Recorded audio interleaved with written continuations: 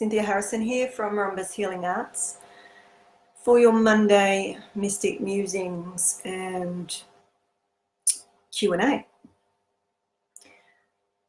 This will be the last one for the year, so I thought we would just share a little bit of what's come up recently and maybe see what's been coming up for you.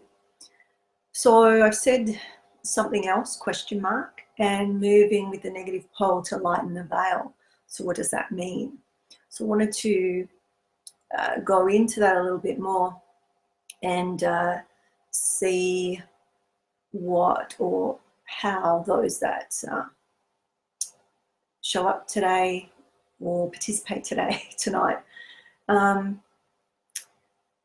connect with, basically it's the divine mother energy or the negative pole, but it does link to what's been happening or what is happening with the earth and the earth's movement and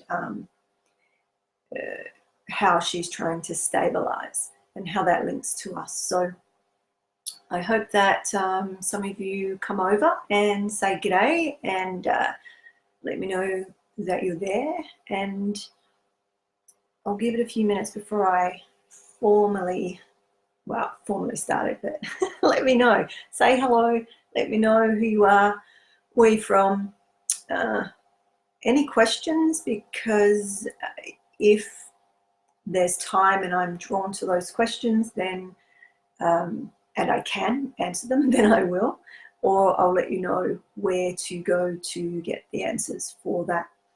But I'm supposed to start with, until we get a few people on, and see people sort of coming in and having a look and then popping out. So I know it's a busy time of year. I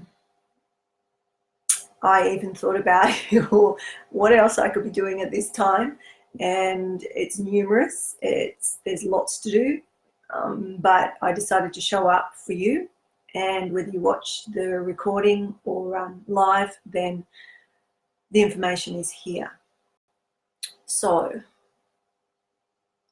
there's something else. I'll talk about that and we'll just see what comes up. So I had a mentoring client who has got to a particular stage where she was asking, what else? What is there something else? She wanted something else to happen. And I've got this habit of just doing that. So when somebody's a little bit frustrated, I tend to chuckle because I suppose I can see beyond the veil. So I could see where she's at and that she's exactly where she needs to be. And wanting that something else is a really interesting question or contemplation. So when we've been working on our own spiritual evolution, our development, our movement towards full self-realization,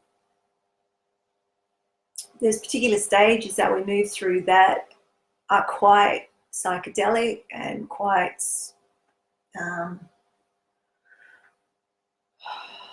intense, and there's a lot happening. Now, as you keep moving through the layers, through the levels, through the different veils and planes of existence, the energies dissipate. They get more abstract. So when somebody says to me they're waiting for something else, my little grin or my chuckle is to do with that. And then to guide them through a little bit of their story without actually telling them, so that they can see themselves how far they've come. So I wonder if any of you are experiencing this or something similar, and you might want to share some of that, even if it's in the replay, or ask a question about that. So as we get more people on, I'll go deeper into this. However, the joy that I get, hi Jennifer, the joy that I get from, as you know, Jennifer, from speaking with people who are on their journey and being able to see where they're at. Oh, thank you.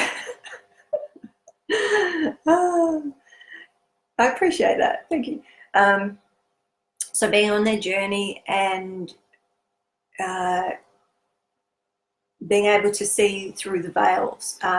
So the negative pole is related to the Divine Mother, the Divine Mother energy, which when we dance with her, with that energy, she helps remove the veils. So as you're moving through particular points of your development, you are able to see, feel, sense, know more. I say this all the time, but tonight I feel like we're going to go a little bit deeper, because the last few people that I've worked with have been showing similar aspects, similar signs, and there's sort of similarities in what they're asking or what they're experiencing.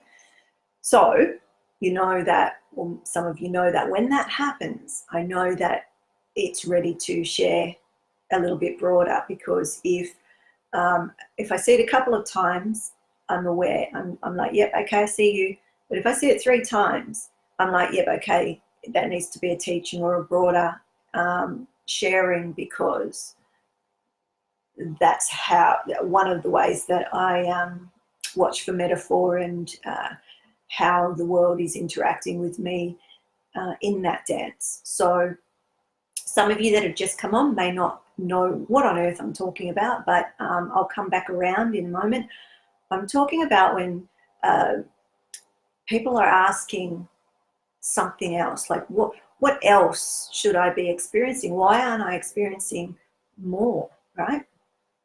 And I was just saying that as we move through our developmental stages, our evolutionary stages, we actually experience, in some sense, at a particular stage, less.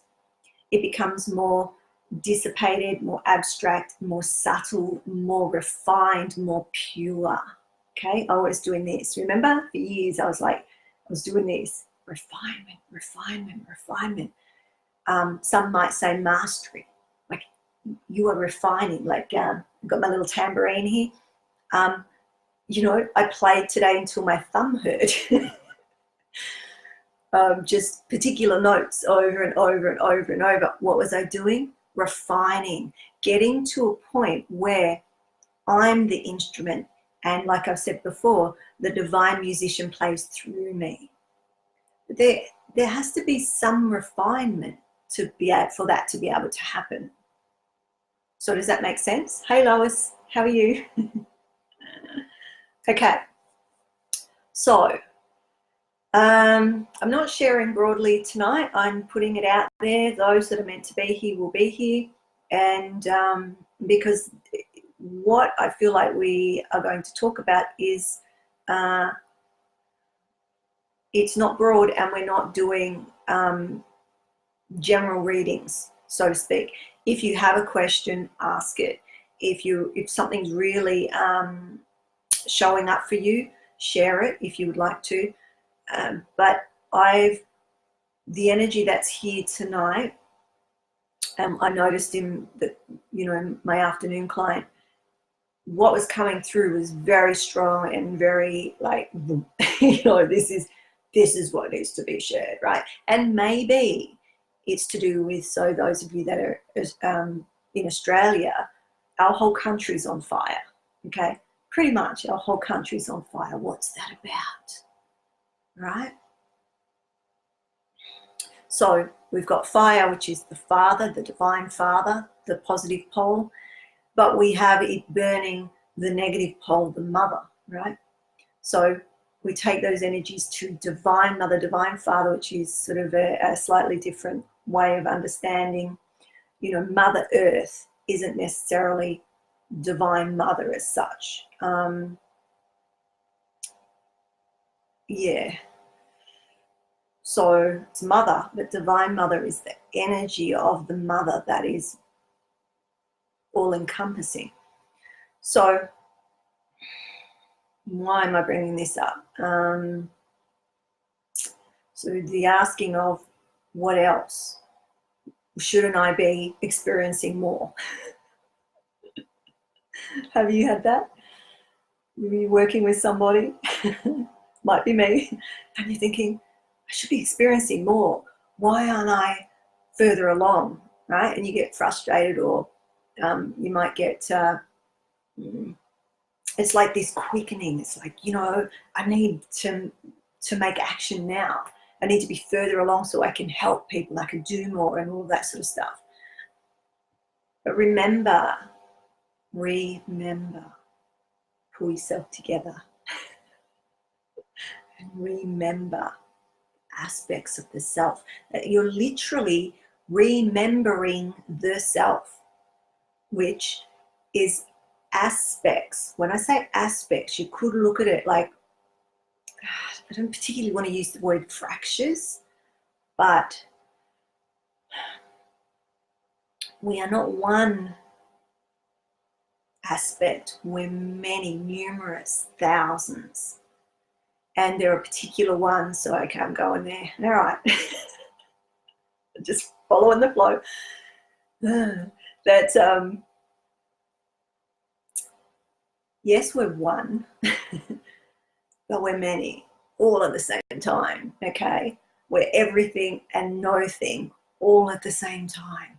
And there's different levels of understanding, different perspectives that, as you're looking from those different perspectives, when you're able to, when the veil that the Divine Mother has assisted you to remove, look through, pull away, however you want to describe it, the veil that prevents your seeing beyond what you're able to see, feel, sense, know right at this moment, when that starts to dissipate, it's one of my favorite words, then you will go, that's what she's talking about, right? And some of you have had that with me already, it's like you'll come to me at some stage and go, I get it. I've heard you say those words over and over again, but it dropped in and now I get it. And it's like the massive aha moment. And I say that there are no secret teachings as such. And I've said this last week, I'll say it again. I tell you pretty much everything in some way. Why or how it's secret is that your capacity to understand what I'm saying may be slightly veiled, and that's what makes these higher teachings secret, is that the simple fact is that you may not be ready to understand it, to see it, feel it, sense it, know it at those different levels. Does that make sense? Are you with me? Is this interesting? There's only a couple of you on, obviously, So just woke up. Good morning. Looked at phone 11:11. Woohoo! Yeah, we're talking deep stuff tonight. So you might want to go back at some point and watch the first bit. Yeah, because when I open, so you don't need to open your eyes, just listen. So yeah, resonance is high. Shifts are on. Shifts are always been on. What I've just been talking about is the level of understanding and how the Divine Mother or that particular energy allows us to see, feel, sense, know more. And so we're not doing like general readings as such, unless so you can ask your questions, and if I'm drawn to that, I'll answer it. But what I got this afternoon was very specific energy, and to share with you higher understandings around basically self-realization, but not the whole thing, just an aspect of it, so that you could start to understand those of you that are called. So I haven't invited any other groups.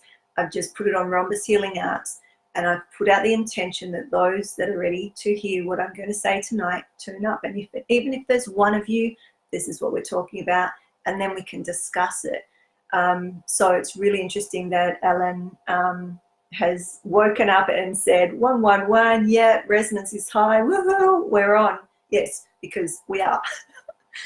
So okay, let me go back around. So that's something else. I just finished talking about something else, people saying there's got to be something else. Why aren't I experiencing, you know, all these psychedelics and wonderful, you know, colors and experiences and whatnot? Now, if you've been working with me, you would have seen that, you could have seen that, or you will see that. If you have, and then it dissipates, it's because that's what happens. We are transcending, right? We are doing the opposite journey. So let me finish this. It's like when we're incarnated. So our evolutionary journey is the opposite, okay? It dissipates at every level. We become less matter at every level, okay? Then we've got to do the opposite. So we're, you know, transcendence. Then we've got, ascension. I usually call it ascension. So we're ascending, and then we do that work. And then we've got to descend, come back into the body in a particular way. Then we have embodiment. Then we have soul embodiment. Now, these are things that are quite advanced. So if you've got questions about it, yeah. If you feel like you're going through it, yeah. But for general knowledge sake, let's leave that for you maybe another night, unless it's really strong coming up. Because unless you've done the ascension, the rest of it is so far off. You know what I'm saying? So those that are talking about avatar consciousness and whatnot, if you aren't heart awakened, you can't even access, you do not have the capacity. Now that isn't a judgment. That is my knowing. That is my direct experience of the process. That is helping my students and my clients access that for themselves. I know the stages, I know what it looks like, I know what it feels like for them and for me. Okay, come back. Well, that was like, I didn't plan on talking about that. Hey, Murray. Hey, Dina. Definitely listening. Good. So, just see what wants to come out. Because that felt really strong to me. So, you know, it was like, whoa, okay.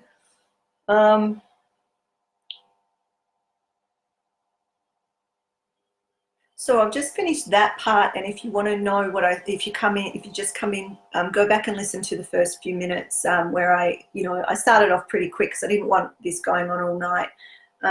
So I talked about, you know, basically somebody asking me what else, and then I took them through, guiding them, not telling them, guiding them through their journey so that they could tell me what they've experienced and realize that literally they're on their journey well and truly, and they're at a point where they're going, okay, what next? Yet they can see, feel, sense, know.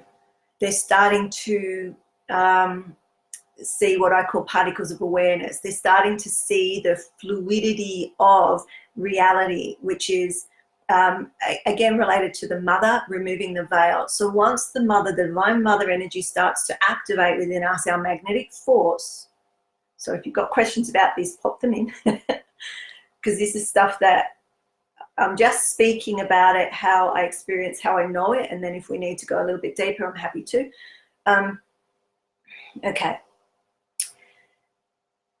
Somebody able to experience that, and the experience is being more refined, more refined, more refined, more refined, more refined, to the point where they're so subtle. The energies are so strong yet so subtle that they're sort of missing the differences when we first awake. So those of you that are there or have been there, give us a yay or a thumbs up or whatever to let me know that when you first awake, now it isn't some people it is a big bang, right? But it's very rare. It's a journey. But when you start to really step into that essential process, the shifts from where you were to where you went aren't so subtle, if that makes sense, because you're moving in, how can I explain? I was going to say you're moving in tone, but you're moving in contrast. So I'm an artist, so I'll go, okay, you're moving from purple, look at this, purple couch, orange top. That's the opposite on the color wheel. But look how good they go together. Like my calendar, actually have this here for a reason. So it's actually hand stitched by the women over there, and yeah, anyway, that was one of my travels, my gatekeeping work. So that's one of the things that I rarely have it here. I had it here for ceremony, and I just haven't had a physical client here since the ceremonies the other Friday. So that's still here. I usually put ceremonial items that have a lot of intention stitched into them, painted into them, you know, in the making and whatnot. Hey Diane, hi Michelle.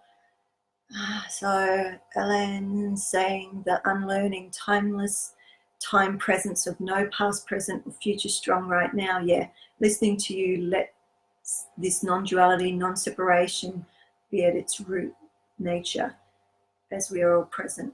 My favorite connection of the week. So vibe. Oh, far out. I felt that. That brought tears to my eyes. Okay. Because that's why I'm here. Okay. Ooh, that was strong. All right.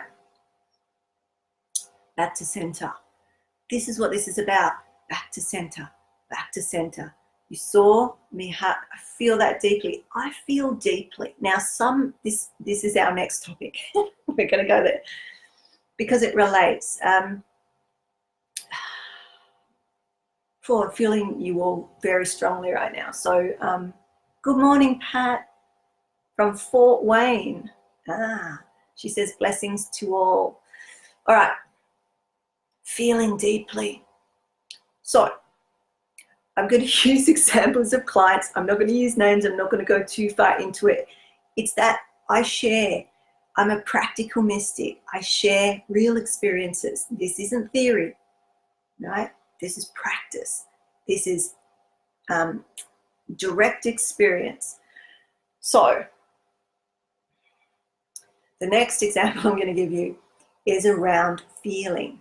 And so I get these texts because if I'm working with you as a mentor, you can text me, email me, share your experiences, and we have our session times, but you have access to me, and that's why it's VIP. Like you are my priority.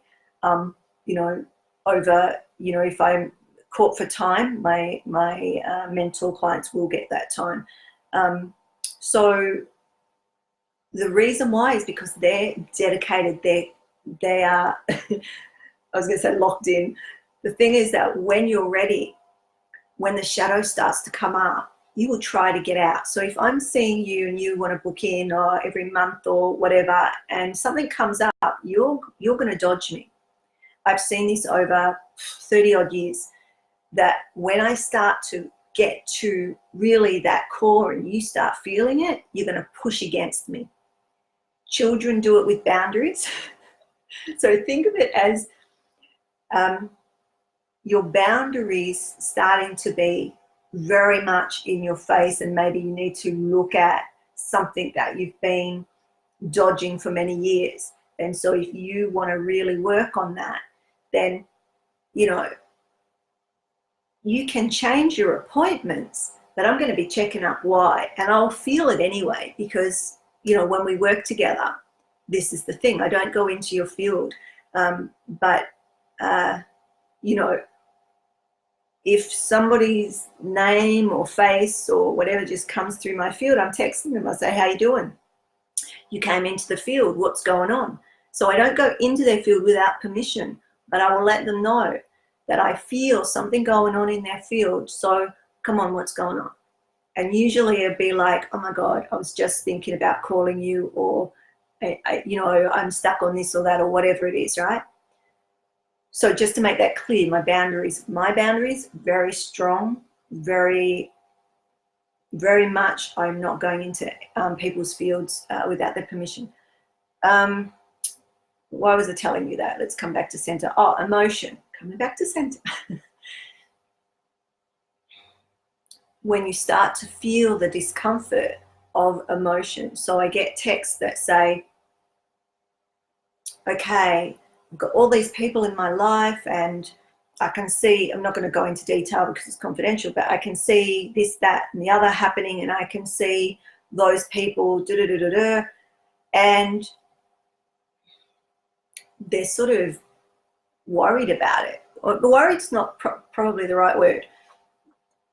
They're aware of it and they're checking in with me to go, what's going on? So I'm going to take that example because I take it back to the person, and I want you to take this to your life. It's like I'm showing you lenses that you can use to overlay. So they're sort of like tiny little mini teachings that you can overlay into your world and go, oh yeah, that feels familiar. Okay, so maybe that piece of information is a little seed for me, or something like that, right? So I said to this person again about their evolution and where they're at. And I scan this as well. So when I'm in session, we go through, we look at, this isn't, so just a comma, this work is not general sessions, okay? This is higher energy work for those that are ready to really step into that path. So my work is multi-level. There's no point working on the highest levels of evolution when there's a lot of trauma still to be looked at. Hence, doing the trauma work, yeah? Now, trauma is also a gateway or a portal. So we can use trauma, we can use our shadow aspects, we can use, so gatekeeper work, not all of it, but part of it is about walking through that dark depth. I think I talked about this last week. I can't remember actually, but if I said this last week, bear with me. It's like going through where the person is absolutely terrified and guiding them, right? Not everybody can do it. You've got to understand human nature, human development, the nervous system, because you don't want to re-traumatize people. You're going to be able to bring them back, take them a bit, bring them back, take them a bit, But most people who that happens and I'm around are ready to go through. And so it's like being next to somebody going through that black, deep terror and coming out the other end. Now that's not just a aha. That's a type of rebirthing, but it's not the main spiritual rebirthing. So don't get these confused. These are portals. There's many portholes or access points, right, that we move through. But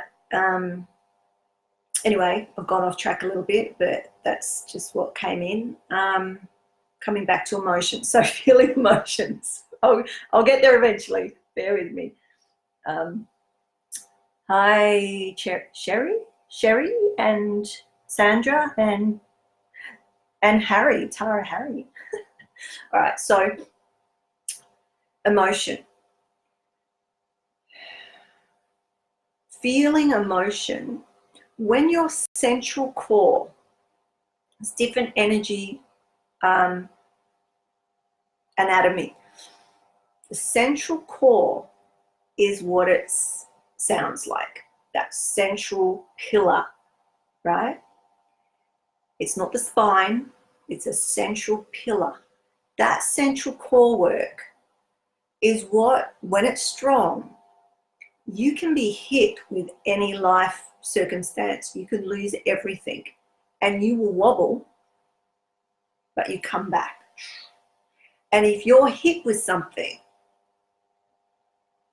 okay, I'll explain that. I say hit, it's not a very nice word, but if you are challenged by something, your tests are so strong, you know, we're talking about major catastrophes, you know, like the fires. Lots of people have lost their house, even loved ones. We've lost people in these fires, and you know, around the world, we've lost people in the volcanic eruption in New Zealand. We've lost, you know, there's people all over the world. Their lives are lost every day, right? And the people that are left behind, that's a big hit to them. And their systems are going to feel it. You're human, you will feel it. But when your central core, that channel is solid, strong, you've worked on it, you will regain your stability so quickly. You feel it, you go deep, and then you recover. So have any of you felt that? I was talking to, who was I telling? Maybe it was Jennifer. I was telling somebody recently. I was feeling a lot of collective sorrow. The last time this happened was Anzac Day. So those of you that aren't Australian, this is our Australian and New Zealand alliance, you know, and on a certain day, 25th of April, those countries are remembering the fallen and those that have returned from war, you know, and you're not the same when you come back, regardless of what happened. You are just not the same. So the families, and, you know, it goes on. And I can remember the same feeling. And I sat on my front doorstep and I sobbed, uncontrollably sobbed, for no reason. I just felt the emotion. I sat, I sobbed, like ugly face cry sob with lots of fluid, right? And as I was doing that, I was observing myself, I was witnessing myself, and allowed that. It moved through, and I realized it's a collective pain. Now, it happened again the other day. It only lasted 15 minutes before I was back on track and, you know, in my joyful state and all the rest of it. So what I'm trying to say to you is there's something else, or the, you know, when you move through your evolutionary states, isn't everything supposed to be magical and wonderful and, what am I doing? And, you know, all of this sort of stuff, it's a fallacy. What happens is you feel deeply, but you recover. You're in this joyous state, and the emotion is the weather. Understand? So have you heard that saying that we are the sky and our emotions are the weather, you know, ebbing and flowing. So one moment it's really, really hot, and then next moment it's raining, and then it's cold, and, you know, you could have, you know, all the seasons in one day if you live in Victoria. It's a joke, I used to live there. So what am I trying to say? And let me know if you've experienced this, because I know that some of you on here are experiencing some of this stuff, that you're feeling things so deeply at your core that it's so painfully uncomfortable, and you're thinking, I've done all this work, why am I feeling this? You've done all this work. Maybe that's why you're feeling this. So what I'm saying to you, so I'm going to break it down a little bit more, because that was very cryptic. What I'm saying is that you feel it. but you have a knowing, an understanding of the why. You know, you may not be sure, fully sure, but you'll have an inkling, an intuition, like I just said. It's Anzac Day. What's going on at this time? There's a collective of countries, thousands of people mourning and remembering, and with great love. And sometimes when that happens and I'm haven't prepared myself, it will come and just go vroom. Like you saw a tiny little bit of it when I read Ellen's message, and I had tears because I felt the emotion in that. Okay, so my client this afternoon, when I had to text some information, because sometimes I'll do part of the session, we'll discuss things and whatnot, but then if you know, a scan and there's an alignment or higher energy that, you know, I will do that after the fact, and then I'll text and say, you know, and send information about that. And he wrote and he said he felt this expression of love. Is that in the environment? And I said, in my message, you could see in my message what I had said and my intention behind that message. So when I'm speaking to you, when I'm messaging you, there's intention. I'm placing intention. If there's no if, when I'm saying, have a great day, they're not words. Like it's coming. It's magnetic force. Have a great day. So it is. May the blessings be, you know, all of these types of things. When you start to move through the veils and that sort of stuff happens, you will feel it. They're not just words, you will feel it. So anyway, he felt it, but he wasn't aware of what that was. So that was a little teaching moment. See, everything's a teaching moment. It's like, you felt what I sent you.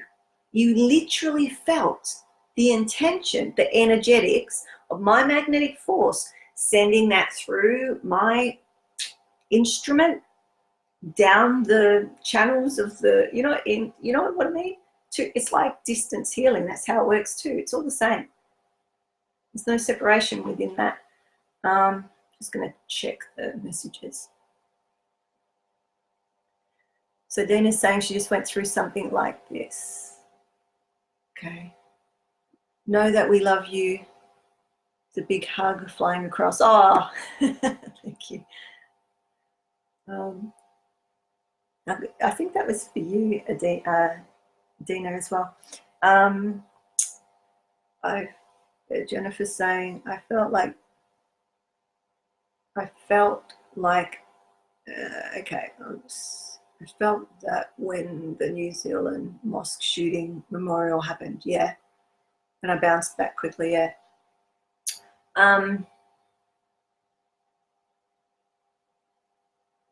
Yeah, and it's interesting. So what I'm just scanning there is, it's interesting how, and actually I've said this to you before, Jennifer, and some of you, around when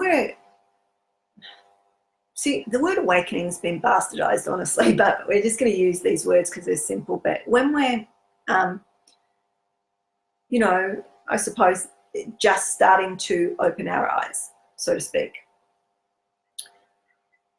often what's in front of us or what's magnified will be, well, just that, magnified, okay? So some of you will be politics around, it might be water, it might be climate change, it might be animals, it might be technologies. You know, some of you are, what's it called? You know, what you're drawn to, what you get, what your soul fire, you know, really flames up about, okay? It doesn't necessarily mean that's what you're going to be doing the rest of your life, but it's an indication. So hear this.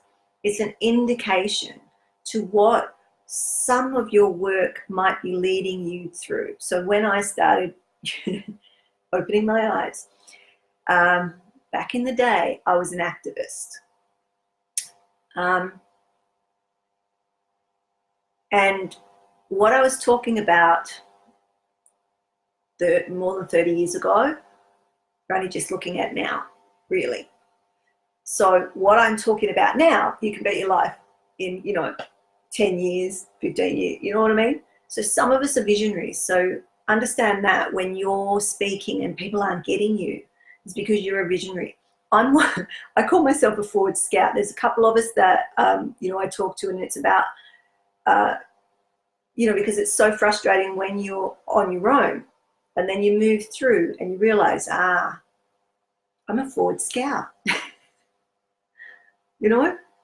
So of course you look around and you're on your own, because forward scouts go first or second, or you know what I'm saying. I'm not saying I was first, but talking to others that you eventually start to find each other,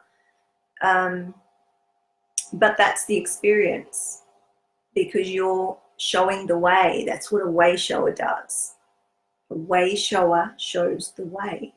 So of course they're a forward scout. So when you start opening your eyes, so to speak, and you start to go, we have to save, it might even be a particular animal or a particular tree or an insect, or the something in politics like housing. Housing was a big thing for me. Homelessness. For years I worked in homelessness at the coalface, working in government, but also with Indigenous families that are sleeping in parks and whatnot. It was a fire in my belly that we weren't looking after our people, right?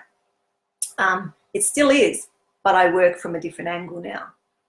So, how do I assist the earth? How do I assist people? When we illuminate, we assist the Great Mother. We assist Gaia. We assist every sentient being and beyond, right? So some of you will get that, and some of you will want to be more external, and that's okay, because that's where you're at. So be okay with where you're at, is what I'm saying. I'm not saying that anyone's better off. Sorry, my top's falling down underneath here. So Sandra's saying, equally when people's words and intentions behind them do not match up, can feel like, oh my goodness. Yes. I was saying this the other day as well. But I was actually working with a spiritual teacher years ago, and she lied to my face. And my whole body, I kid you not, my whole body was shuddering. It wasn't just buzzing, it was going boop, boop, boop, boop, boop, boop. Like, it was so intense, because she's a spiritual teacher. Okay. Now, what I learned from that, so there's many aspects to what I just told you, right? So you're all going to get different things to that, because the other side of it is her doing that taught me something so deep that without her doing that, I wouldn't have learned probably for a while, right? So what I just told you, okay, to have that energy come at me in the way that it did shook me to that cellular level. It's the most intense thing. I've never felt it again. Like when other people lie to me, I feel it before it even comes out of their mouth. Like but that's because I'm more refined as well. So this, I think tonight is about refinement. Do you feel? I didn't know what to say we were going to talk about. I just sort of thought, I don't really like to name it, because I don't really ever know which part we're going, but I think we stayed sort of on topic. It's all related, but okay, let me just pull this in. Did I finish about the emotions? I think I did. That you do feel more intensely at different levels, because it's magnified. It's teaching you how to feel in these different ways, how to navigate I've got a mountain in my view, how to navigate the terrain, but that's not what I'm, okay, so I'm modeling to you how I get my information. I'm seeing Mount Everest. I'm trying to think of a word. Climatize, thank you. But you see how it works, right? So I'm scanning the field. I get shown the mountain to give me the word, right? It's bizarre sometimes. So it doesn't come to you so simply and packaged and beautifully tied in a bow. It's refinement, it's practice, it's mastery. So when you say, or when you feel, what else? There's got to be something else, you know, right? Just look over your shoulder a little bit and go, well, okay, where have I come from? What's my health like now? What are my abilities like now? What I jokingly call superpowers, right? What's your intuition like now? There's different levels of intuition. Are you able to access divine intuition now, which is the highest intuition, which is what I've just showing you there, right? Your gut intuition is, we're all born with that. It's a survival intuition, right? When you get to your sort of mid, what I call, you know, you moving from that density consciousness to, you know, the higher centers, then you start to get your higher intuition, but divine intuition is beyond that. The unity, you know, the unity has happened, which is what we were talking about.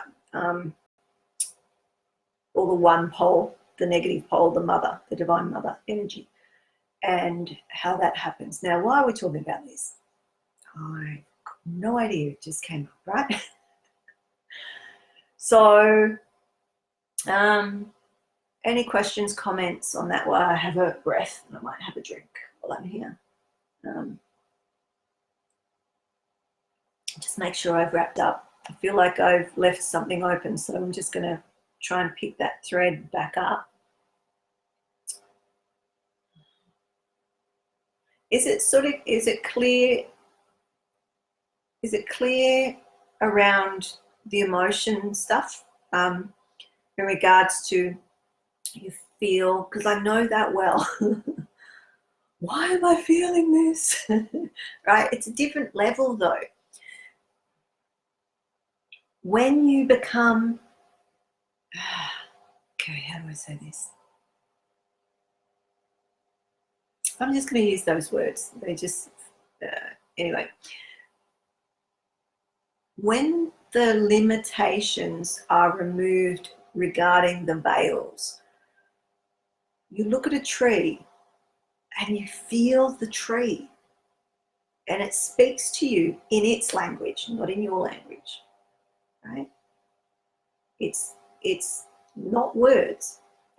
You heard me, or maybe you didn't, some of you may not have, how I was talking to a cockroach the other day, and I was so amazed because I've never heard a cockroach. It reminds me of Jiminy Cricket, but anyway, you know, and the wasps. I'm hearing the wasps a lot because they're very active at the moment, and they squeak.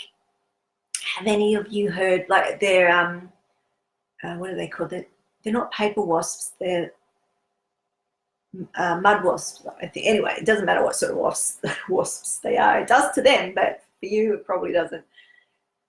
But being able to hear the insects at such a refined level that it's language.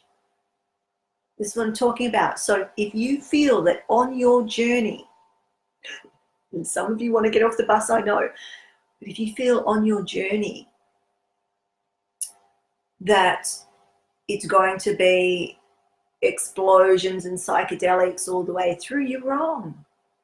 It will if you want to stay at that level, which is, you know, one of the lower, higher, whatever, just for want of a better word. But as you move through, do you understand what I'm saying? It refines because you're going back to source.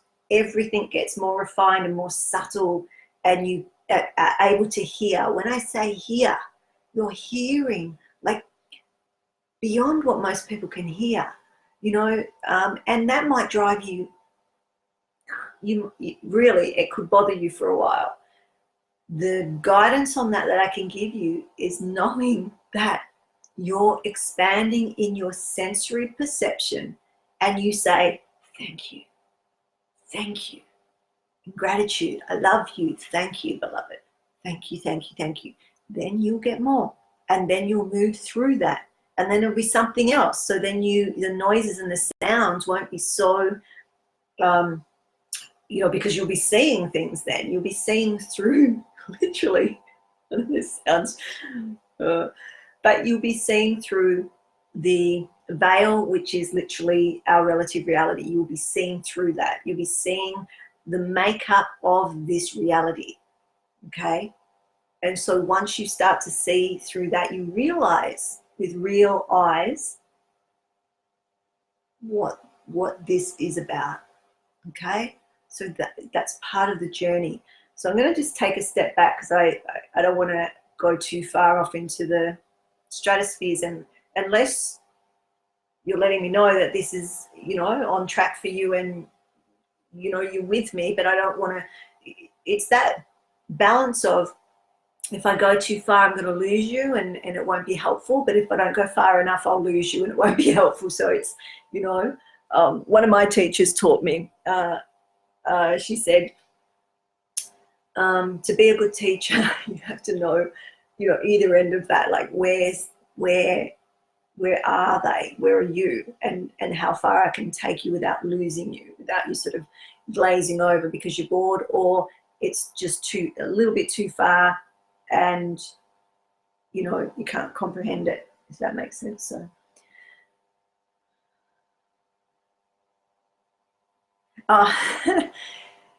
yeah, so Jennifer's asking about the colors. I was talking about so on a color wheel, it wasn't really anything major. I was just saying that on a color wheel, when you have, so if you remember what it was in relation to, like what I said before that, otherwise you go back and listen to the recording, because I actually, when I'm flowing, it's not like a thought out teaching, it's just what's flowing through, right? So, but I was trying to say that there's tone, okay? So for instance, this orange and that orange, it's a different tone, but they're both sort of, they're not both orange to me, but they're on the tone, pardon me, or the different greens, the different tones of green, right? But when we have the contrast of orange and purple on the color wheel, they're opposite.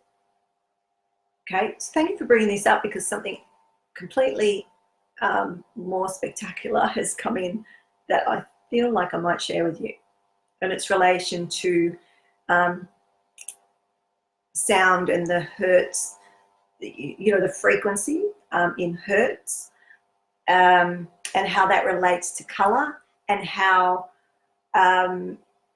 we've been tracking with this collective, myself and a bunch of people, some of them scientists and whatnot, and part of that is tracking the colors that are beyond what we mere mortals are able to see, but when the veils are gone, we can see them, so and hear them, right? So to me, I say it's all frequency, but science has different names for it. But anyway, it doesn't matter. Point is that it's about the same thing. If there's a subtle shift, it's like a tone shift, so it's the same color but slightly different tone. But if it's a shift to the opposite of the color wheel, the contrast in color, then it's like it makes things pop. I love contrasting color. Like, I love orange and purple,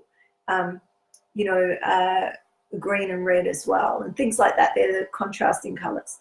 I was telling you about that in relation to your experiences, where you might just have a subtle tone change of what you're experiencing in the world, so you don't notice it. And some people will have a contrasting, like pop of, okay, they were orange and now they're purple, or vice versa.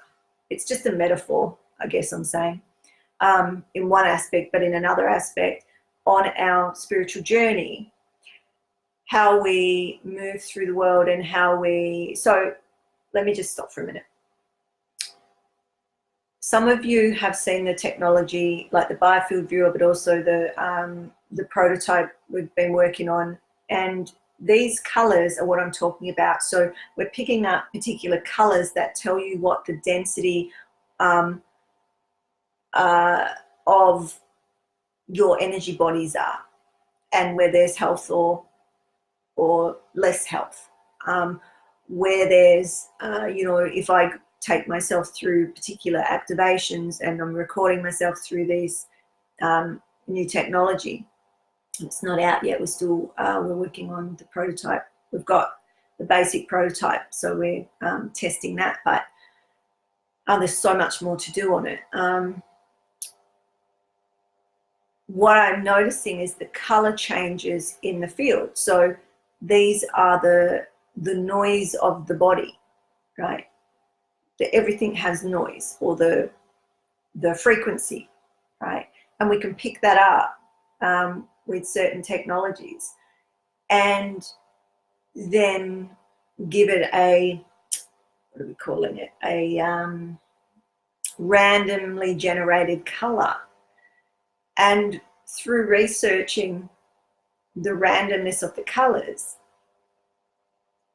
I might have lost you a little bit, so I'll just say this part because it's a whole nother topic. But through looking at the colors and what state I was at, what conscious state I was taking myself through, because you can do that. You can shift your state. Like if I want to do particular work, I go into a particular state of consciousness to do different types of work, right?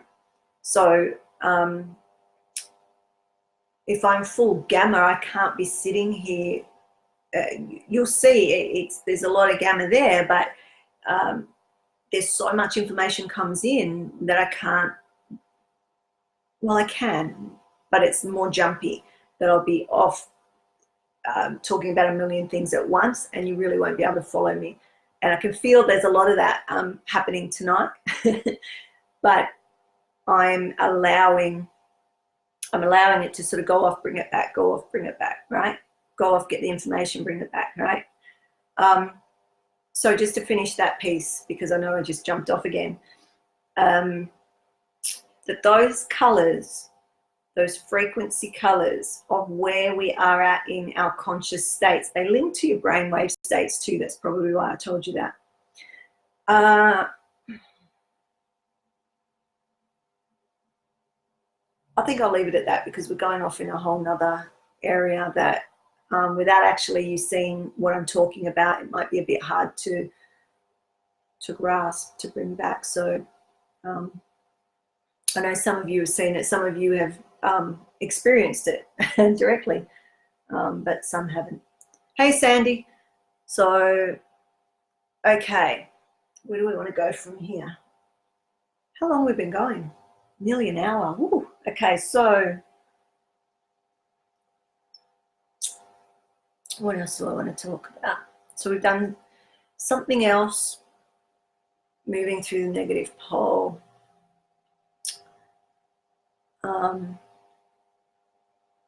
Stages. Okay, so maybe looking at, we'll do a little bit more, and then we'll see what comes up. My clothes are annoying me tonight. Oh, thanks, Sandy. Okay. I mean, I suppose why I'm bringing it up is, like I said at the very beginning, the people around me are like my barometer, my barometer, barometer, or whatever, my barometer of what's going on in the world, right? What's going on for the greater collective. And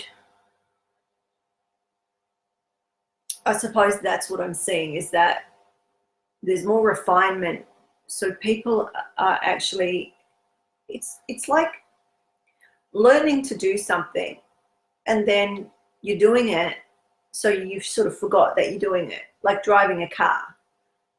Okay, it's, you know, all of a sudden you're just driving and, oh, look at you, you're driving your car. Okay, but how do you go back to when you couldn't drive a car? These are these sort of motor learning sort of tasks where it's repetitive, hence the, you know, practicing my tambourine to get to that point where, you know, I won't be able to remember when I couldn't do a particular rhythm, or I couldn't do it as quick as what I can now. Does that make sense? So it's all like that you're moving through life, learning, and most of it are these subtle tone changes, you know, all the shades of blue or all the shades of green. The odd experience will be all the shades of blue, and then it'll be like, bam, you know, another color. Okay, so they're the big jumps. They're like, you know, climbing the ladder. And as you're climbing the ladder, you've got, you know, the next level, next rung, next rung, next rung, and might be a bit of discomfort. There might be one that really hits you in the face and you go, whoa, that's a tough one, right? Then you would be looking at, all right, what are your tests and challenges and what are they about and where are they held in the body? Where are they held in the energies, right? Okay, so let's bring it back to the mother energy, the divine negative pole energy, because on that journey, cellular memory is really important. And these are where you've heard me talk about vortices. So I'm going to sort of break it down a little bit more because, you know, on these Monday calls, usually I'm just scanning vortices and I tell you what they are. But I don't really tell you in relation to these higher spiritual activations and, you know, you're moving forward in your evolution, how it relates. So some of you have heard me say the vortices, the main 8 vortices off the physical body they hold imprint and they feed the lower energies, like the chakras, right? Which then feed the next lower down. So we're transducing energy down through these layers. So if I'm working with you on a purely, you know, if you book a session with me for something or other, it doesn't really matter what it is, we're not going to be going into this higher stuff because it's an ongoing journey. It's not a one-off. Does that make sense? But often I'll see those that are coming, what their symptoms are showing is in relation to their evolutionary journey because there's no separation. However, you know, it's about allowing them to unfold rather than me tell them. Unless it's blatantly obvious, and then I always say, you know, what you know, we just have a conversation, and it becomes very clear that what they're actually coming to me for is not what they think or said that they were coming to me for, which is usually the case in probably 8 out of 10 of my clients.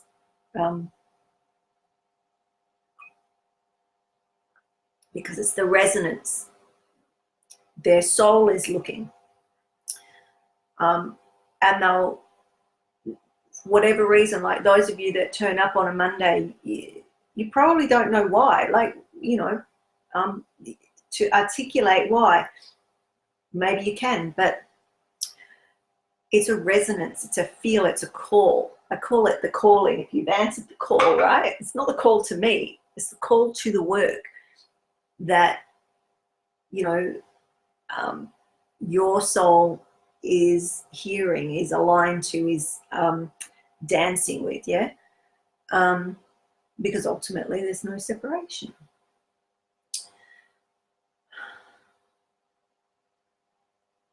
I was totally lost that train wherever we were going. We're not going there now. It just it fell flat. Okay. Why?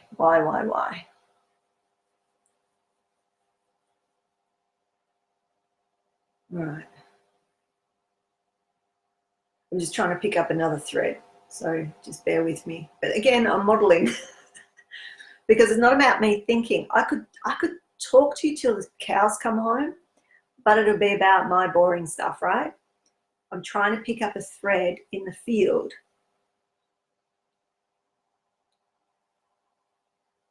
And if I can't pick one up, then we'll be finished. That's how it works. Okay.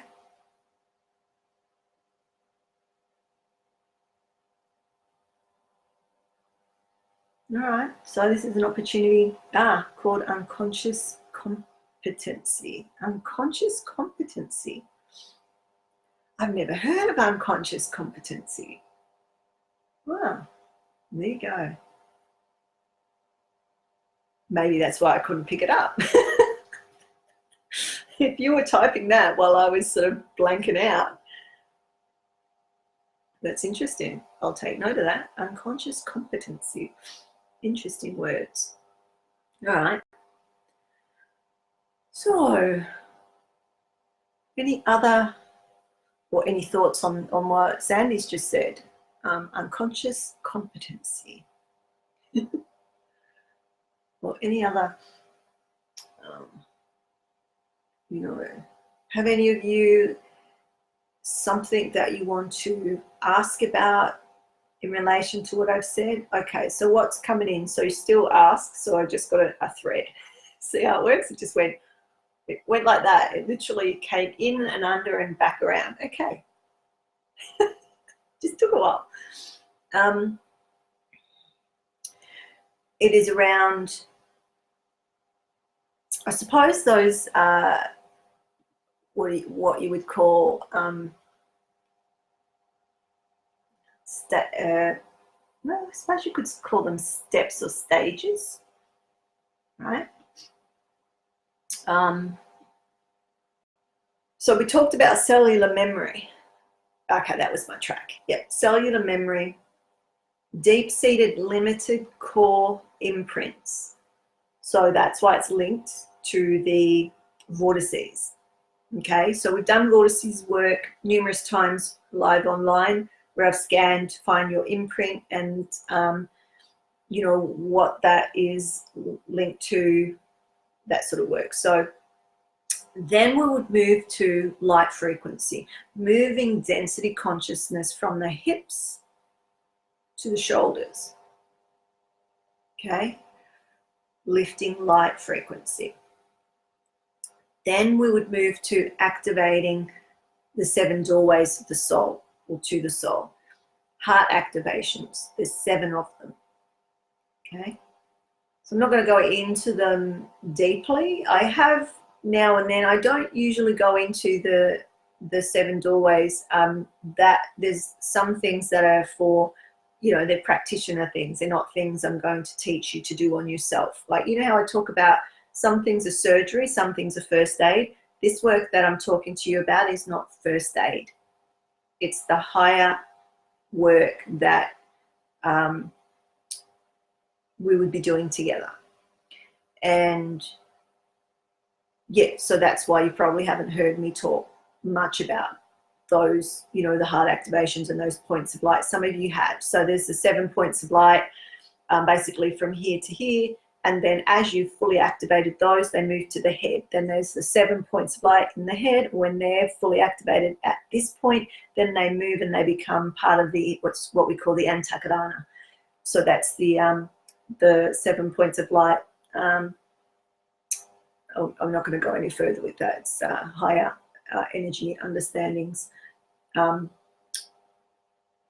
And then we would move into the alignment of the Divine Mother and Divine Father. So tonight I started off talking about working with that negative pole, the Divine Mother, and why we would do that and why would we start.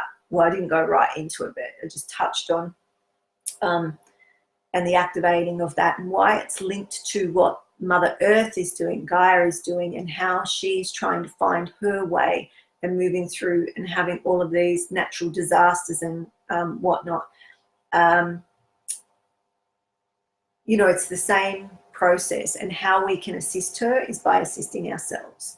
how we can assist every other human being on this planet is by raising our own frequency. Okay, you all know that anyway, I'm sure. And then we would move into divine union, which is the molding of what we call the three intelligences. So will, love, and wisdom. And the reason that I'm bringing this up is because when I was working with a couple of people this week, what was coming up is that we were, molding those three intelligences, so to speak, bringing the three minds together. Three brains, three minds, three intelligences, three dantians. They're not all the same thing, but they all, I'm going to say dance together, but I'm not. There's slight differences in some of them, but it is still the lower abdomen, the heart, and the head, molding those intelligences together. So you're not thinking here. So as you hear me speaking, you saw that before. I could have started talking to you about something when I couldn't get that. It had to come in, and it came in this way, right? So it came in, molding three, right? So once they're molded, you never are just thinking or feeling or the wisdom, like it's all together. I feel like I should be saying hallelujah, brother, or something, because I feel like I'm like, it's very different energy. All right. So Sandy's saying, can you help someone when they have lost all self-esteem with your new technology? You feel helpless and hopeless. Okay. Point of the technology. I'm not going to answer that with a yes or a no, because the point of the technology is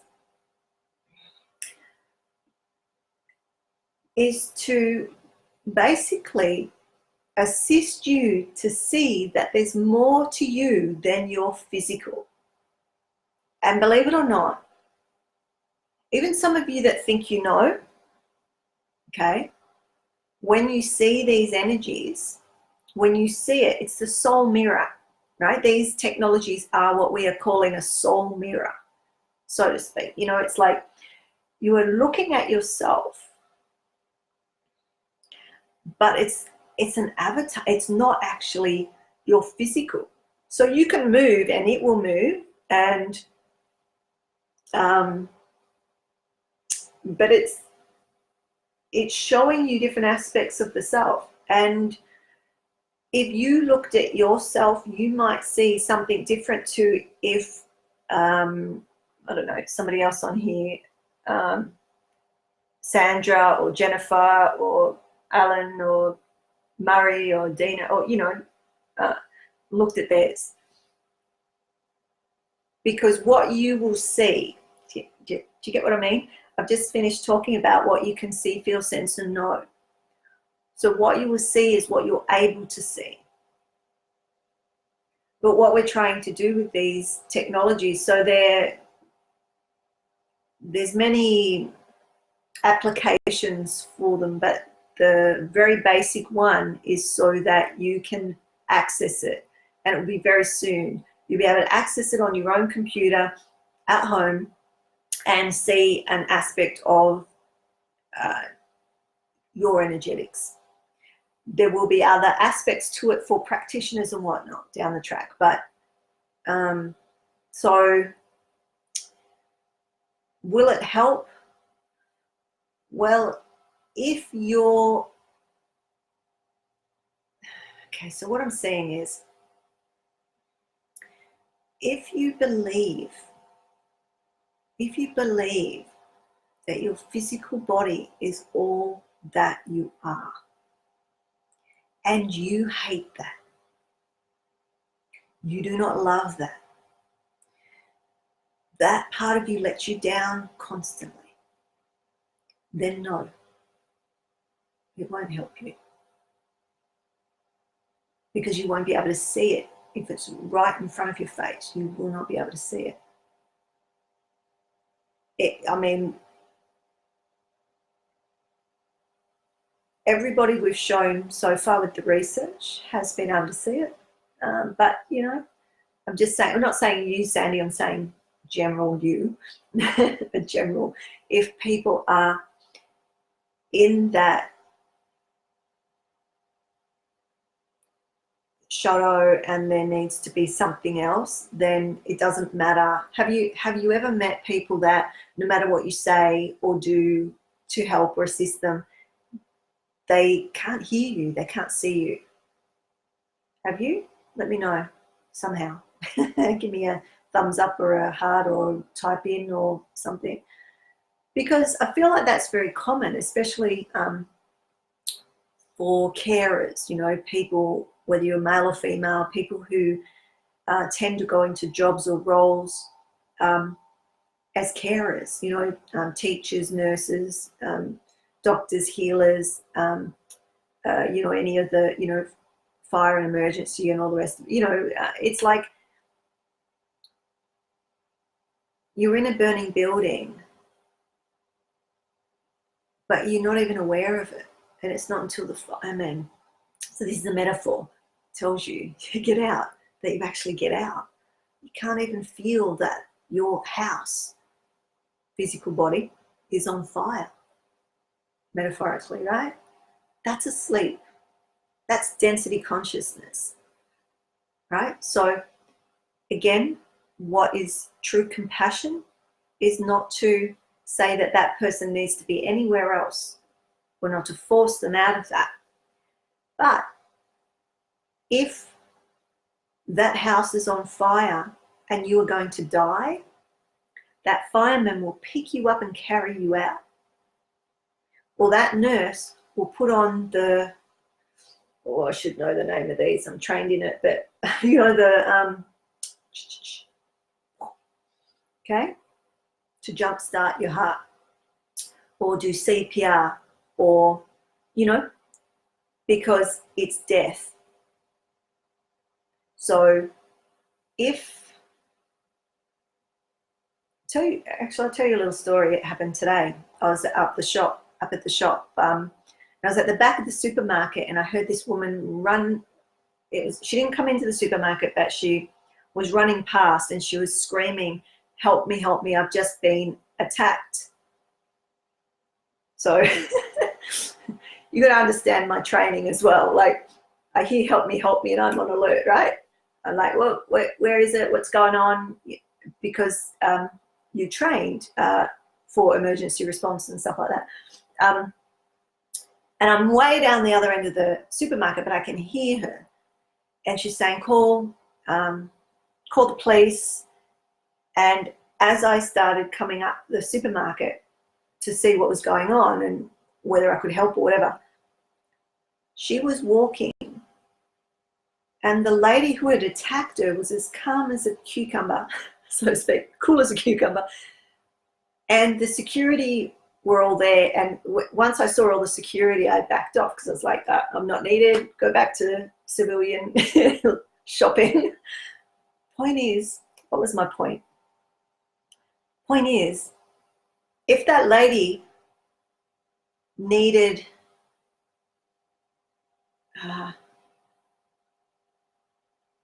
what would you call it? Like physical. If she was bleached, like she could have been stabbed. She could have had a seeping wound or something. You know, would I have just stood there with my groceries? No, I would have gone and done, you know, first aid and stopped bleeding or whatever. But that wasn't. It was more emotional. Now I could have stepped in as well there, but security was there. Other people were there. I looked. All was well. Legally, there was nothing really any of them could do. The laws are really shitty. But why am I telling you this? I'm telling you this because I'll bring it back around. Because if that lady, or even the lady who had attacked her, needed to be woken up in a different way, then I would have stepped in. But And I've thought about this in numerous ways, and maybe it's at a time for another Facebook Live, because I thought about it. It's been on my mind, not in a worrying way, but in a what I viewed and what that brought up. And it brought up David Attenborough's, like, you know, shows about wild animals feeding off each other. Can you sort of get that, or am I just on another planet? That seeing what had happened, so one person attacking another and stealing her wallet or something, and just walking off as cool as anything. To me, it was like the attack happened, it was like animals feeding off each other. So they were watching who are the target, who's the easy target, you know, striking, getting their feed, and walking off as if nothing happened. That's right. That's what it was to me, lower density consciousness.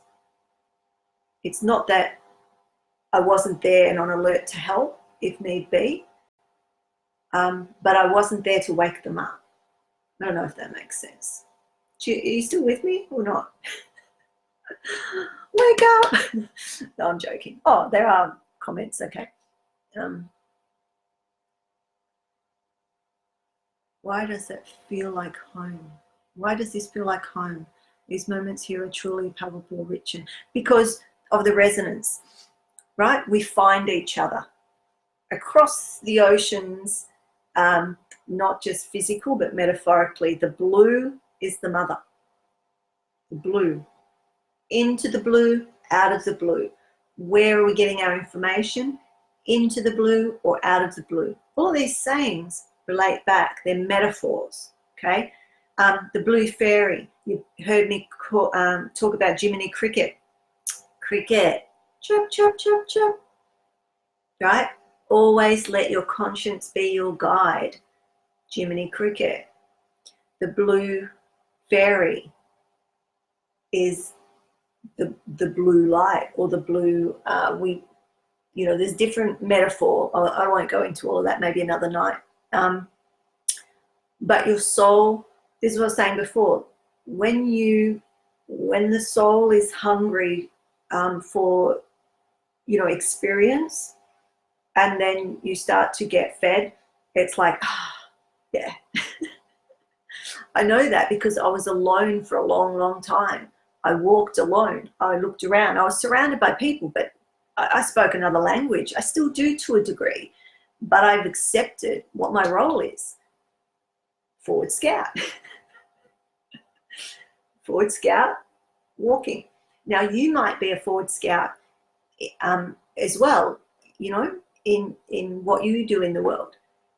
Like the visionary, you're ahead of what other people are doing in that field or whatever, and people just don't get you. So they will usually think that you're either a joke, or you're not serious, or you're stupid, or something negative, when actually you're the seer. You're the one that can see. And eventually they'll come back around. That's what happened to me. People used to laugh at me, like literally laugh at me and think I was a joke. Some still do.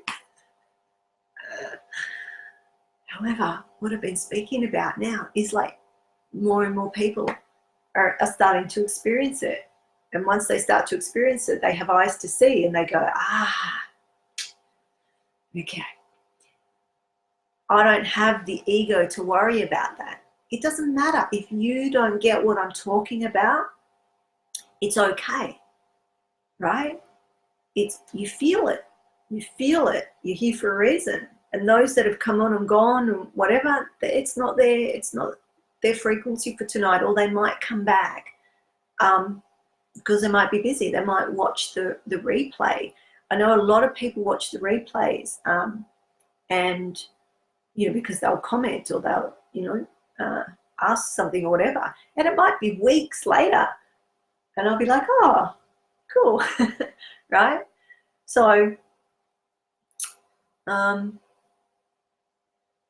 yeah, always let your conscience be your guide. All right. So Sandy's saying yes. Adriano, hi.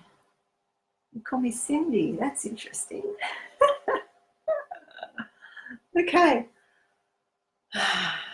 Give a little whistle keeps coming into my head. Do you all know what I'm referring to? Pinocchio. Give a little whistle. Pinocchio is literally everything that happens in Pinocchio is metaphor for our spiritual development. So I did a little teaching on that a few years ago, where I sort of broke down some of the metaphor, and in a few other fairy tales and whatnot, because some of these people who were writing those and bringing them into the world were shamans, so to speak. They understood, they had experienced, and our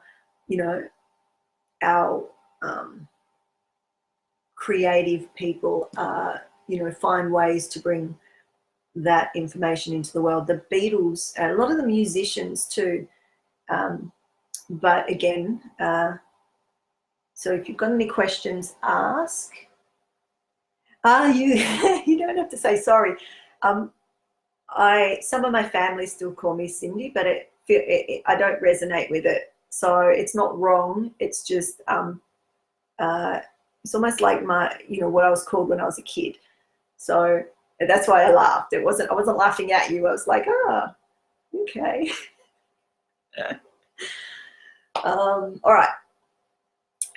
So these stories sometimes help us understand metaphor, and all the ancient texts speak in metaphor. When you can understand the world in metaphor, you have greater understanding of what's going on, because it's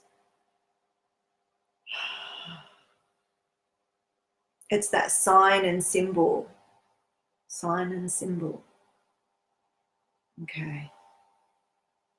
All right, so where are we at, people? What's going on? What do you want to ask about or talk about or comment on? So what I've talked about tonight, I've sort of gone a little bit like, but it is all the same thing. It's just, we've gone a little bit either side of the path to fill in little pieces as they came in. But ultimately what I wanted to say, and I haven't talked a bit about this for a long time, and I'm not trying to get you to work with me, although I'm sure we would have a wonderful time. The point is that who I work with, in particular with this higher work, you have to be ready for it.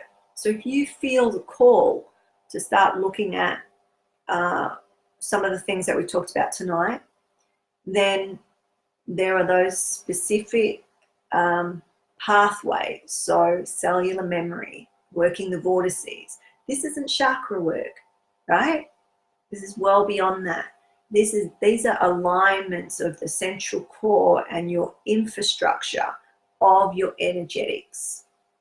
Okay, I rarely talk about this because generally those that are ready find me anyway, and usually they'll come through in a really bizarre way, or it might be a physical ailment, and then they'll start talking about something else, and the conversation will go in a particular way that shows us both that they're ready for something they weren't quite aware that they were ready for. So it might be just even talking about a particular energy or a particular experience, and them wanting to find out more about that, but they don't even know what it's called.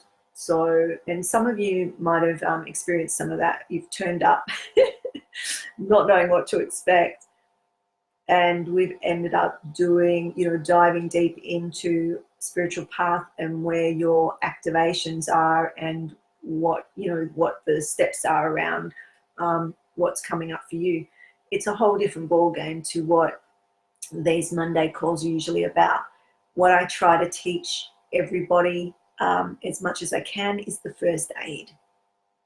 What we're talking about tonight is not first aid. This is the deeper work that is a commitment's needed, because you're not going to get it in one session. You're not going to get it in one session.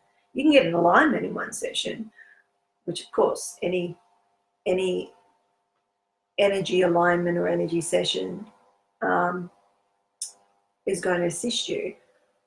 But I suppose I'm talking about this deeper sort of, I can't even describe it, I don't have words, I feel it. And I felt it tonight. It was like, boom, okay, you need to talk to those. You need to get that information out so that those that are resonant with it. So if you see, I haven't shared this Facebook Live with any other groups, right? My intention was to call those who needed to hear this in one way or another. It doesn't mean that you're going to work with me specifically, okay? It might mean that you needed to hear something that I spoke about tonight for whatever reason, and that's it, you know? So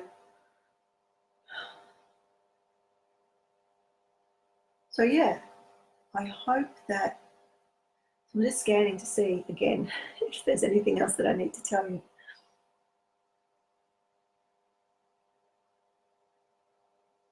So if there's no questions, I think I'll start. Oh, there's lots of things now. Okay.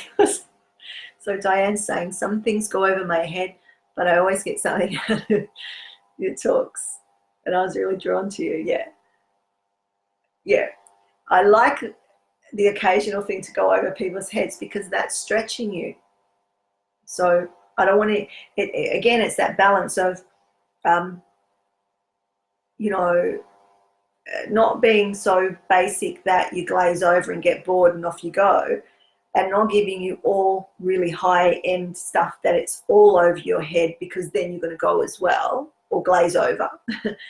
It's giving you a little bit, because all of you are at slightly different stages of your journey. So I have to be speaking on numerous levels. So everything that I'm saying, that's why I sort of jump around. I don't know if you've noticed that.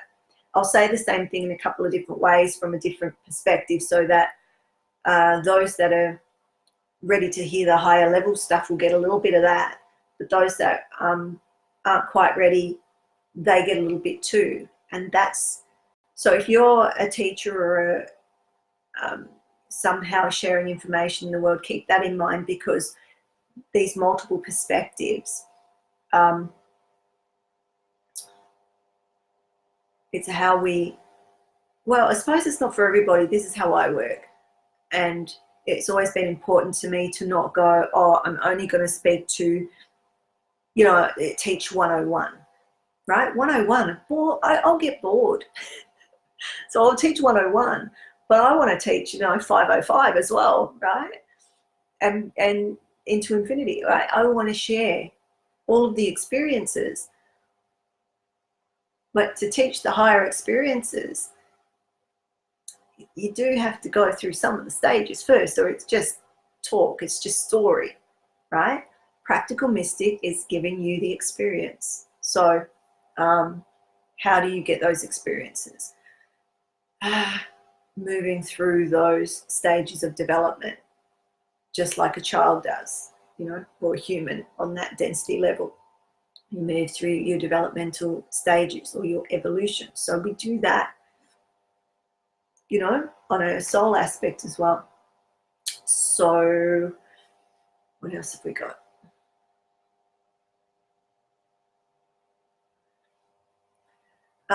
So Sandy's saying, if someone is a total victim, you can't wake them up.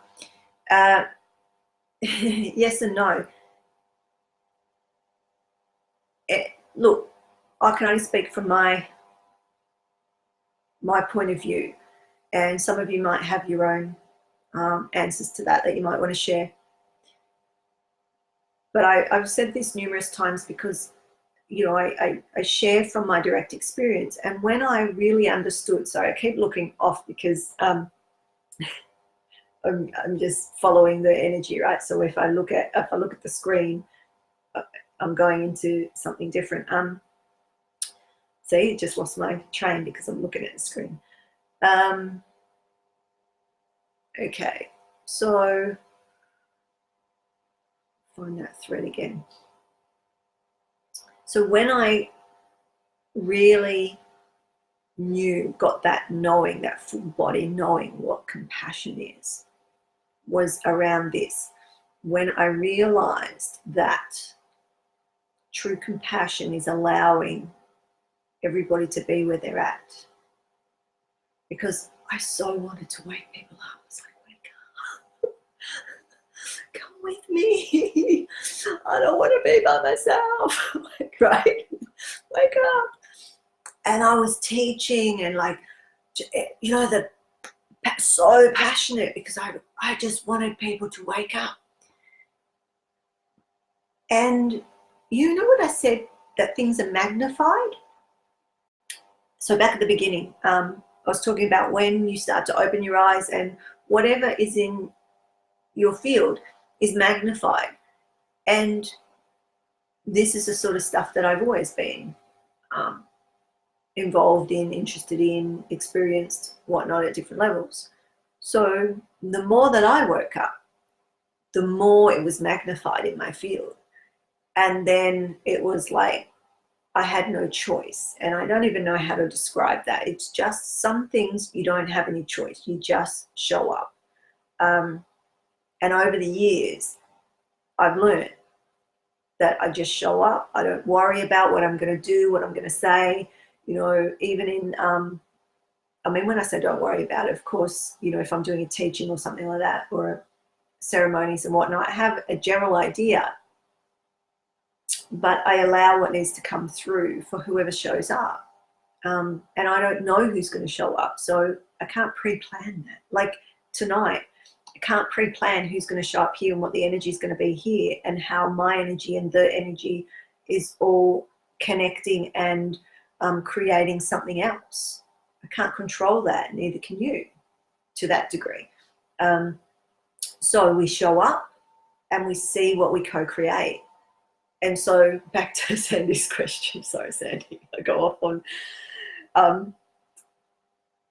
So it's with compassion that we allow people to be where they are unless their house is on fire. Unless their heart, so the metaphor that I spoke about before, if you are in a burning building, I'm going to run in and I'm going to grab you and save you, okay? Well, not save, you know, but if you're going along on your journey and there are stages that you need to, you can't bypass it. You're not, I won't say you can't bypass, you can, but it's rare to jump stages.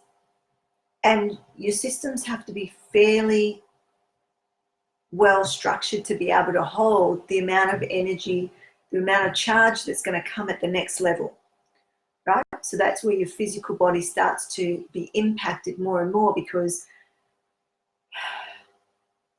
ultimately you're holding more light at each level. You're expanding, you're illuminating, holding more light. Stretches, it's just, you know, discomforting. But if your systems are fairly strong and you've done the work, you've gone to the gym, you've taken your energy bodies to the gym, then when that extra charge is coming through, you can manage that. Why do you think I've been going on and on and on for the last 3 years about earthing? Earthing is charge. When people start to have more positive charge, Father, they're not earthing. Now, we're talking about Mother, Divine Mother, negative pole. She is what has to come in first to remove the veils and to prepare everything for that merge with the Father, right? The magnetic force is built so that she can rise, because the Father energy, which sits around here, so I'm just going to teach you this, share this with you. So we've got vortices, not the 8 main ones, we've got 2 vortices, Mother and Father, just off the ears, very high energy. What happened is the Mother drops, so the left one dropped down, density consciousness. She dropped down to assist us, dropped down into the earth. And all of the prophecies talk about this in their own little ways. which is a whole nother interesting story I might tell you another time, but I would experience directly some of those prophecies, especially the last one over the last few years was the blue and red Kachina, the Hopi prophecy. So I experienced that directly, and I didn't understand it because it didn't come all in one night or one day. It came over time. And I'm not American Indian, so what do I know about that, right? But then other prophecies would come in, and they would overlay, and then I'd be like, whoa, okay, so this is the same information. So it's just the same information coming in from different lineages, from different times. And anyway, that's a whole nother story. But to bring it back to now, is that drop of the blue ray. Sorry, I'll turn my phone off. It keeps dinging. People are messaging me. That drop of the blue ray, the mother, the divine mother ray, down a density consciousness to help the process of that return of the blue Kachina, the return of the great mother, and then the return of the great father, the red Kachina, and the molding of them, and then the return of the Christ consciousness, and whether the earth would survive or not. That's in a nutshell, like in a very, very tiny, tiny little nutshell, is that prophecy. And we've been playing it out. So where are we at the moment? In that pole shift of, does it completely flip or doesn't it? Hence, the earthing. Does it all make sense now? Sort of? Yes, no? Why I've been talking about and sharing ways of earthing yourself, because the mother is doing this. She hasn't decided where she, so there's still all this stuff going on with the earth and this cleansing and, all the discomfort of her own expansion and whatnot. I know that this is all over the place. It's all very directly linked. It's just that I'm showing you from many aspects of the same diamond, and that's what life is. It's all connected, but it's like, one diamond, but so many facets to it that depends what one you look through, is what story you see or what experience you have. But when you're able to see through, when you're able to be the whole diamond, that's what unity consciousness is. Okay, that's what we're talking about. So, all right, let me just see. Hey, Nan. So Sandra's saying, I really get that, Cynthia. It's a good place to be, moving from the fixed mode, which for me was about me and not the other person. Yeah, that's interesting, Sandra, because you get to a place where you see yourself in every person. And this is, okay, so I just felt that really strongly when I said that. So I'm just honoring that. So, okay, we'll use that diamond again.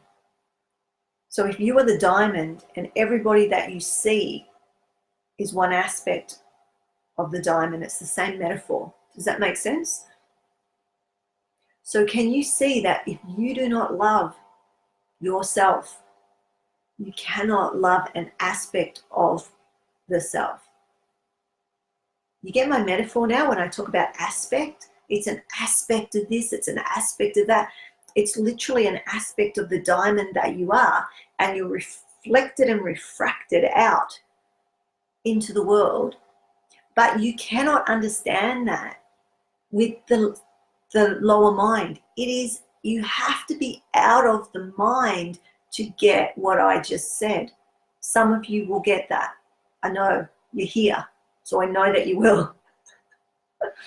God, I feel like there's an urgency tonight. Like there's this strong force. Like, you must tell them. You must tell them. It's bizarre.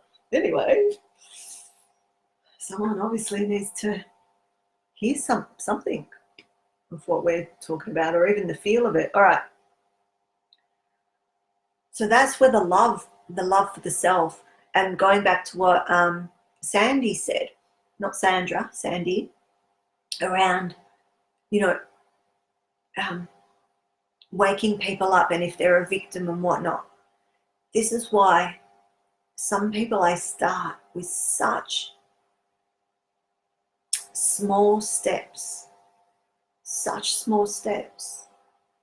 right? With compassion. You know, they're where they need to be and their journey for whatever reason. Okay? Because who are we to say? Who are we to say where that person needs to be? Do you know, I've said this before here, but it was a while ago, so I'm going to say it again. Because good people doing good deeds kill more people in the world than the alternative. Good people doing good deeds harm and kill more people in the world. Happy to debate that. Come on. Because when we think that we are right, when we think that we are no better, we are going to make policy and procedure and change and try to change. And what happens? Then there's war. Then there's fighting. Then there's my idea or how I am is the way it must be. So all of those people that don't agree, off with their heads or whatever. Think about it. This is why we say no judgment. And, you know, it's not about, it's about discernment. It's about having choice. It's about seeing clearly. But until you can see clearly, be careful about being the right one or the good one. I'm a good person. Or I'm a bad person. Funnily enough, okay. Do you want a story? I'm going to tell you a story. It's a personal story, but when I was growing up, when I was a little kid, a little child, I was a little girl, emphasizing this because the story.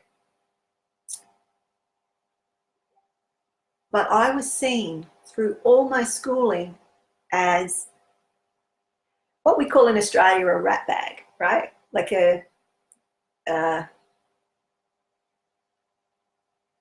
some would say, you know, bad kid, right? Or oh, don't let your kids play with, you know, the Harrison kids, right? I kid you not. You know why? Because my mum was divorced. And at that time, she's a trailblazer. Because at that time, very few women were divorced. If you were divorced, you were a scarlet woman. So the children of the divorced woman were wild, free-spirited, usually, right? Which we were. So interestingly enough, to see what I do now, but back then, I was a kid through no fault of my own, was labelled because of the environment that I grew up in, which, you know, was a single mum bringing up 3 children, yeah? Do you understand what I'm saying? I know I'm being a little bit more abstract than usual, but no. So Sandra's saying, I like the explanation, Ree, this of the fire and the fireman. Yeah. There's different stages of awakening. I've taught on that. I'm just scanning whether it's, I don't think it's public. I think it was, I used to do Sunday morning teachings that were free while they were live, but then they were on a membership site with the Blue Star community. But I don't do that anymore because I wanted to put my energy into other work. But yeah, there's, you know, stages of development or stages of awakening. And, you know, there's the comatose, right? And I think that's sort of what Sandy's getting at. But these people aren't even, they're not conscious at all. It's literally they're in a coma spiritually, right? So anybody been in a coma or seen somebody in a coma? They're not conscious in the way of being just asleep. So anyway, I'm not going to go into that. It's a whole nother teaching, but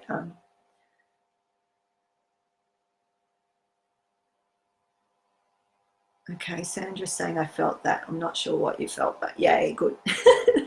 So Nan's saying, in Lakik, you are another me, Mayan. Yeah, experiencing this over the years living with the Yucatan. Have you seen my, you came in a bit later, Nan. You see my my calendar that the women made me, hand stitched. Hand stitched. It's a very sacred piece to me. So anyway, we have it here tonight. And I usually don't leave it here because I don't want lots of people sitting on it. But I had it here for ceremony the other night because we were doing fire and cacao and red thread ceremony, and it's one of my pieces that I have a lot of affinity with. Anyway, so thank you for sharing again. Beautiful inner beauty. Oh, thanks, man. Okay, where are we at? Are we complete? What's what have I, so help me out, what have I started to talk about and gone off track, or what I've talked about brought up? I got to be so honest with you that pretty much majority of what I said I have no recollection of me saying. If I contemplate, maybe something else will come back around. But I suppose I'll talk about, or just sort of finish on, unless there's any questions around what we're doing with these steps to activation, which is that as a practitioner is how I would speak about it. The steps to activation. What are we activating? What are we fully activating? These energy centers to be able to experience their portals. Each one is a portal. They're gateways. Each gateway has a doorbell, a sound, more than one sound. They have colors, they have sound, they have geometries, they have experiences. Hence, at different activations, you experience more things, but then it starts to collapse space and time at the higher ones, and it dissipates. Where the differences in your experiencing is so refined, it's so refined that unless you're still, you don't even realize. Do you get me? This is why my practice is constant. In actually why I'm speaking, I've got this particular sound in. So it could be one of you. Yeah, I'm not going to get distracted by it as such. I'm just going to allow it. And if it needs to have more attention, then I'll give it to it. But I suppose I'm trying to let you know or share with you around, if you're wondering where you're at and you've been doing your work. In saying that, the work is activations, you know. So some of you might talk about Kundalini. Kundalini is not the be all and end all. It's an aspect of the other energies flowing to your magnetic force. The mother energy has to be there before that Kundalini surge can take place. This is why I started off sharing with you about the mother, the divine mother, negative pole energy. She took a dive into the earth, and she has to make her way back to the Father to dance, to unite, to then take the journey further. The end isn't the unification of the heart. That's the beginning of the next journey. That's the beginning of the next journey. And a lot of people, what I've noticed is they feel like they're fully awakened when their heart is activated. Their heart activated, it's a higher awakening, but you've still got to go. And that's not judgment, that's discernment. That's, if that's where they want to be, again, you see how it works? That's perfectly fine. It's perfectly fine. But when you know, when you have that calling, or you're still searching, or there's, you know, you're drawn to certain things or certain people, or even this Facebook Live, if you're drawn there and you've got no idea, but it's like it's coming from a place that you can't even describe, then that's it. That's it. Right? You've been shown by your higher self there's more, right? This is the, when I say this is the way, it may not be with me. It may just be that you turn up on Facebook Lives and we chat. So I'm not selling you anything, but the work is there for those that are called. The work is there for those that are called to work through those higher energy systems, to go through that. So I think I'll leave it at that. So I haven't talked about that before. I'm usually just talking about energy medicine, right? Everything is energy. This is a different path, and not everybody is traveling that path, this particular path. Not everybody is, and that's okay. So that's why we're not forcing or waking people up that aren't asking for it. If you don't come to me and ask, I'm not doing anything. Right? How I help you, if that's to be, is by helping myself. I do my work constantly, daily. I view, I listen, I'm still, I move through the world, I'm watching, I'm reading metaphor, and you know what I'm saying? And that's how I know, there's a shift in how I hear you or see you, and it's constant. That's why I'm always laughing. I'm like, oh, okay, it's like this today. That's interesting. Okay. But if you don't move that muscle, how do you know it's even there? So, I laugh at this because, you know, if you haven't exercised for a while, whether that's yoga or swimming or going to the gym or, you know, even any sort of sport or whatever, and then the next day, you got muscles you didn't know you had. It's like that. Okay, a metaphor for that is that, how do you know it's there if you don't work it? Okay.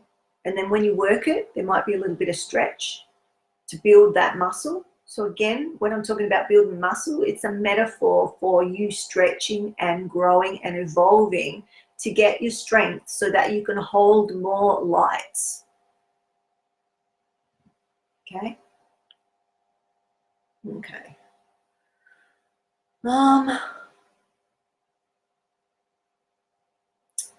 You're welcome, Sandra. Okay. Thank you, Jennifer. All right, I feel like we're complete.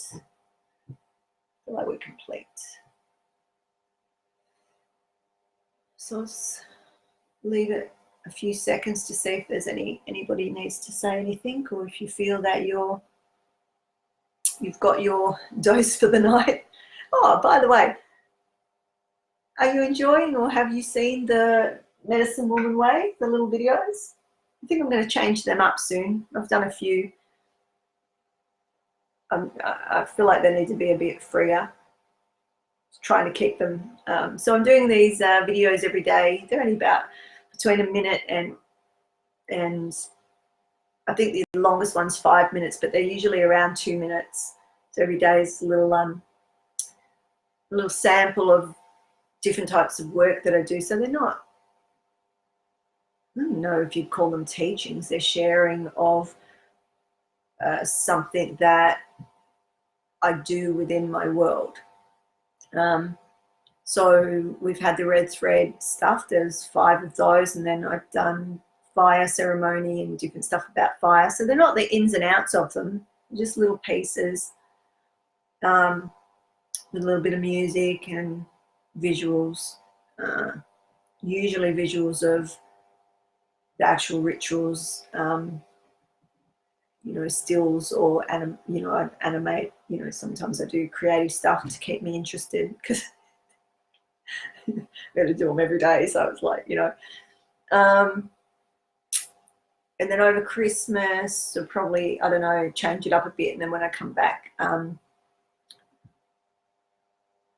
not sure whether to go into energy, but eventually we'll be going into energy and some of this sort of stuff. But I'm just sort of going through different points of ceremony at the moment. So I hope those of you that have seen them have enjoyed them. And the reason that I'm doing that is so that you'll have really small snippets of pieces that you can go back and find, because I know that you can't go back and find stuff on these. It's hard because, I'm not going to write up what we talked about tonight. It just takes me too much time.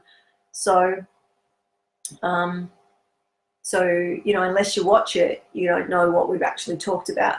So I want to try and make small teachings on YouTube and Instagram that you can find again if you're talking to somebody about something and you go, oh, remember something about that, and they're labeled. You'll be able to see what I've talked about. And it's a little snippet, and you can either send it to them or listen to it again and then talk to them. You get what I'm saying? So I'm trying to be a little bit more mindful in how I'm sharing so that it could be a little bit more useful to you in other ways. So, oh, you haven't seen them, Sandy.